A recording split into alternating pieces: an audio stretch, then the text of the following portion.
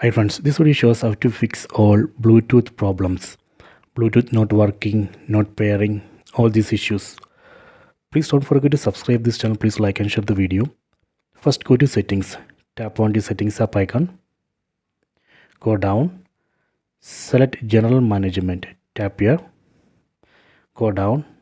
Select reset. Go down. Select reset Wi-Fi and Bluetooth settings. Tap here. Here you can see a reset settings button. Tap on that. You can see Wi-Fi and Bluetooth settings reset. Please note that this operation will reset only the Wi-Fi and Bluetooth settings. It won't delete any data from your phone. So this is safe. So just reset Wi-Fi and Bluetooth settings.